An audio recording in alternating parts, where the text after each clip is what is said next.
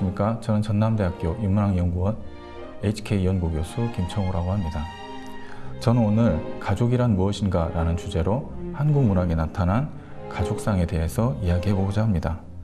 흔히 가족이라고 하면 남녀 커플, 그리고 자녀 혹은 반려동물의 조합을 떠올리기가 쉬운데요. 그러나 이것은 소위 정상가족 이데올로기에 의한 결과에 불과합니다. 더구나 상기 가족 형태가 이상적인 것으로 여겨지게 된 데는 산업사회의 여러 가지 요인 때문에 된 것인데요. 생각보다 그리 오래되지는 않았습니다. 지금은 달라진 시대죠. 보다 근본적으로 그 어느 누구도 이러한 가족을 가족의 유일한 형태로 규정할 수는 없습니다. 특히 이 정상가족 이데올로기는 남녀의 조합을 기본으로 삼아서 강조를 하고 있는데, 이는 재생산이라는 측면에만 가족을 정의하려는 것입니다. 가족은 본래 생존과 자신의 기대 혹은 욕망을 충족하기 위해서 모여 살기 시작하면서 만들어지는 것입니다. 따라서 근본적으로 누구나 서로 가족이 될 수 있죠. 즉, 가족의 구성에 제한이란 없는 것입니다. 왜 우리는 혈연 이외의 사람과는 가족이 될 수 없다고 생각하는지 생각해 볼 필요가 있습니다. 우리는 언제부턴가 어떤 형태에 대해서는 그것이 가족이 아니라고 생각하게 되었습니다. 예를 들어 동성 커플을 살펴보시죠. 이들이 가족이 될 수 없다고 혹은 아니라고 생각한다면 10중 8구는 이들의 관계가 법적인 보장을 받을 수 없기 때문이라고 그 이유를 댈 것입니다. 그렇다면 법적인 보장을 받는 관계는 무엇일까요? 바로 앞서 언급한 정상가족입니다.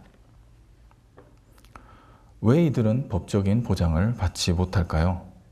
이것은 만약 비정상적인 것으로 여겨지는 이들을 소위 정상적인 관계로 인정하게 되면 사회를 이루고 있는 모든 것이 이러한 비정상성에 의해 차례로 무너지고 말 것이라는 막연한 두려움 때문이기도 합니다. 그리고 정책을 만드는 국가의 입장에서는 구성원의 수를 생각하지 않을 수가 없는데요. 즉, 재생산을 할 수 없는 커플은 다른 이들과 동등하게 혹은 동일하게 가족으로 인정하고 그 관계에 있어서 법적인 지위를 보장하게 되면 더 이상 재생산이라는 것을 특권화할 수 없기 때문에 인정하지 않는 것입니다. 이러한 국가의 입장을 내면화했기에 법적인 보장은 곧 정상성이 되는 것이죠. 그러나 앞서 말했듯이 개인의 입장에서 재생산만을 가족의 조건으로 삼는다는 것은 부당합니다. 애초에 가족이란 생존과 기대, 욕망 등을 충족하기 위한 집단이기 때문에 재생산과 같은 조건은 그저 수많은 조건 항목 중에 하나에 불과하죠. 또한 재생산 때문에 가족의 원형으로 간주되는 혈연가족은 그 구성의 양상이 근본적으로 우연에 의한 것이기 때문에 운명과 같은 담론과 결부될 수 있습니다. 자신이 원해서 맺어진 관계가 아니기 때문인데요. 만일 합리적으로 이해되지 않는 요구, 물론 이러한 요구는 관계에 있어서 근본적인 차원에 내재 있습니다. 이러한 요구를 받게 되면 그것을 받아들인 데 있어서 운명 따위의 이야기가 틈입할 수밖에 없게 됩니다. 이는 결국 그 구성원들에게 부당하게 여겨지는 인내는 물론 실제로 타인에게는 요구하지 않을 수준의 과중한 의무를 부과하게 됩니다. 따라서 오히려 자신의 필요와 요구에 의해 그리고 거기에 대해 응답하고 몸을 통한 소통, 말하자면 공통감을 통한 교감을 해낸 사람들과 맺는 관계가 그러한 인내와 의무를 감내할 수 있죠. 그럼으로써 주체적이고 자유로운 개인으로 비로소 살 수가 있게 되는 겁니다. 그리고 실제로 이러한 생각이 현재 점차 가시화되고 있는데요. 현재 가족 관련 정책의 변화를 촉구하는 목소리들이 전면에 등장하는 것을 보아도 알 수 있습니다. 가족에 관한 이야기는 한국 현대문학에서 오랜 시간 수많은 작품으로 다루어져 왔습니다. 이에 대해 자세한 언급을 하는 것은 무리일 정도죠. 가족에 대해 한 번이라도 다루지 않은 작가, 시인은 없다고 해도 과언이 아닙니다. 삶을 유지하기 위해 가족, 공동체, 사회와 같은 집단은 필수적이기 때문입니다. 1950년대 이전까지의 가족 서사는 아버지, 아들에 관한 이야기가 주를 이루었습니다. 그러나 이후 박완서를 비롯한 일군의 작가들이 보다 확대된 범주에서 가족의 서사를 창작하였습니다. 특히 1980년대 가족과 관련된 의뢰를 서사와 결부시킨 최명희의 혼불 등은 특기할 만합니다. 공동체는 동질성을 기반으로 성립됩니다. 이때 동질성은 상상의 산물이죠. 우리에게 이 상상된 공동체는 다름 아닌 가족과 마을, 국가 그리고 민족입니다. 동질성은 마치 개체에 있어서 자아상과 마찬가지로 꼭 필요한 상이기 때문에 가족, 국가, 마을, 민족의 이름으로 끊임없이 소환되었습니다.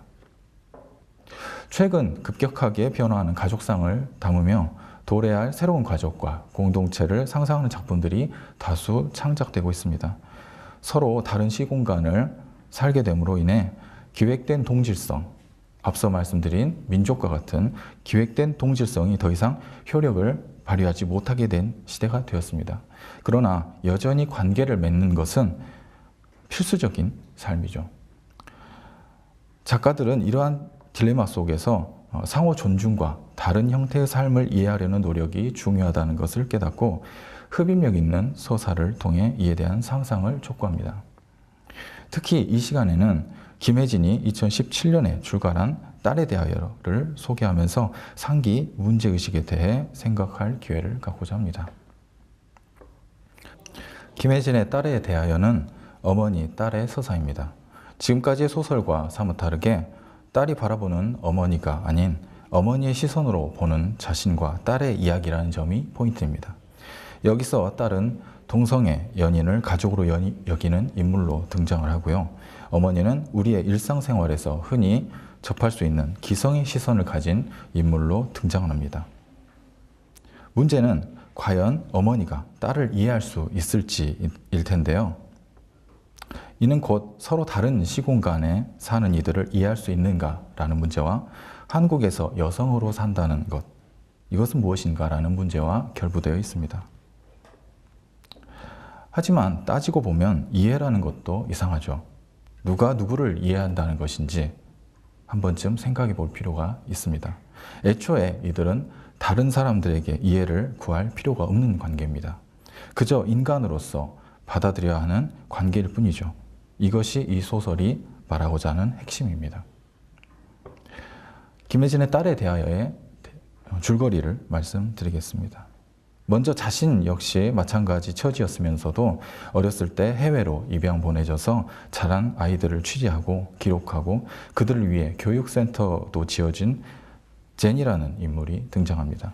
그러나 젠은 이제 알츠하이머병에 걸려 요양보호소에서 요양보호사인 화자 나의 돌봄을 받습니다. 여기서 소설은 돌봄 노동의 실제와 그 허상에 대해서 폭로합니다. 화자의 딸은 비정규직 강사입니다. 남편은 병으로 죽고 독립한다고 집을 떠난 딸은 동성 파트너와 함께 다시 돌아와 새로운 집을 구할 돈을 화자에게 요구를 하죠.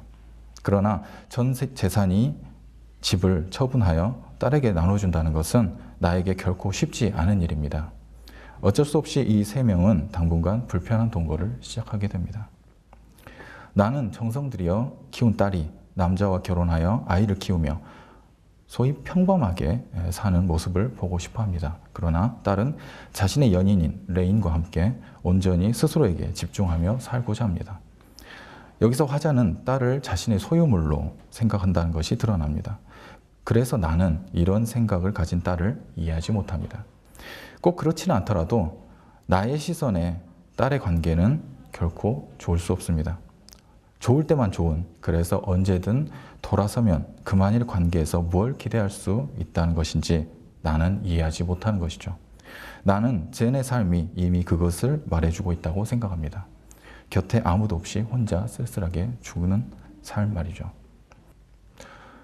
이런 나에게 딸은 자신은 결코 혼자가 아니라고 말합니다. 왜 남편이나 자식만 가족이 된다고 여기는 건지 반문하며 레이는 지난 7년 동안 동고동락한 엄연한 가족이라고 말하는 것이죠. 이에 대해 나는 너희가 가족이 될 수 있어? 어떻게 될 수 있어? 혼인신고를 할 수 있어? 자식을 낳을 수 있어? 라고 묻지만 딸은 엄마 같은 사람들이 못하게 막고 있다는 생각은 안 해. 라고 오히려 응수를 합니다. 이 지점에서 이 작품은 가족에 대한 매우 급진적인 질문을 해냅니다. 그러던 중 딸은 동성애를 옹호했다는 이유로 대학 강의를 더 이상 받지 못하는 지경에 이릅니다. 그리고 그 부당함에 맞서 시위를 하다 사람들에게 폭력까지 당하게 되죠. 이러한 어려운 상황 속에서 레이는 묵묵히, 딸은 물론 자신으로 인해 고통을 받는 화자 어머니인 나까지 인내하며 감싸려는 노력을 아끼지 않습니다. 한편 제는 더 이상 자신의 훌륭했던 과거를 기억하지 못한다는 이유로 그간 지냈던 곳과는 비교도 할 수 없이 열악한 시설로 쫓겨납니다. 그러나 화자인 나는 법적인 가족이 아니기 때문에 젠이 그렇게 쫓겨가는 것을 막지 못합니다. 시설에서 젠의 상태는 걷잡을 수 없이 악화됩니다. 괜히 나섰다가는 자신의 일자리조차 보장되지 못할 상황에서 하지만 나는 젠을 그 요양원에서 데려와 짧은 시간이나마 함께 살고자 합니다. 그리고 젠은 나의 집에서 편안하게 생을 마감하죠. 그리고 나는 자신의 곁을 다시금 돌아보게 됩니다.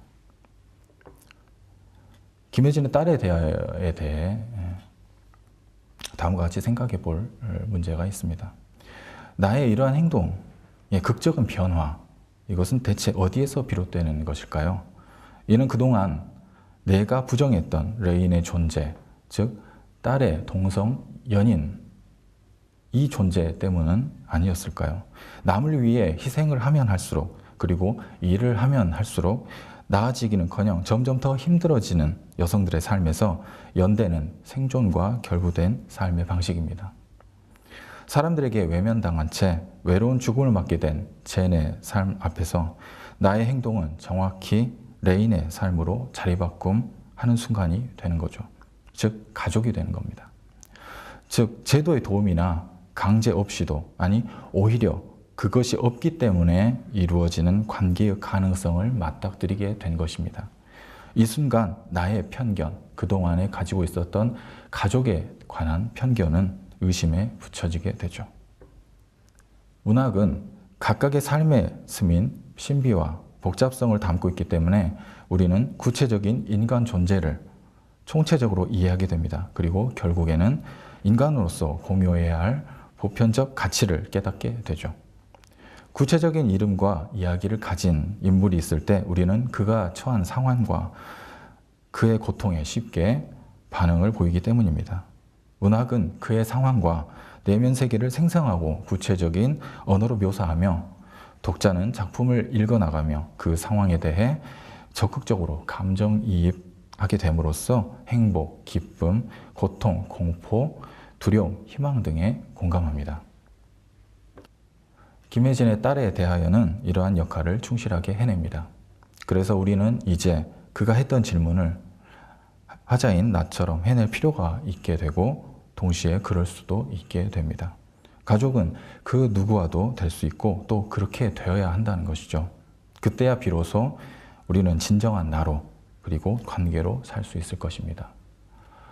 이 작품 외에도 더 많은 작품이 가족에 대한 이야기를 해내고 있습니다. 이렇게 급진적인 작품도 있고 좀 더 보수적인 입장에서 가족에 대해, 지금 정상 가족에 대해 이야기하고 있는 그런 작품도 많죠. 오늘은 김혜진의 딸에 대하여에 관해서 이야기를 해보았습니다. 이 작품을 통해서 우리는 가족이란 무엇인가에 대한 매우 근본적인 생각을 다시 할 수 있게 됩니다.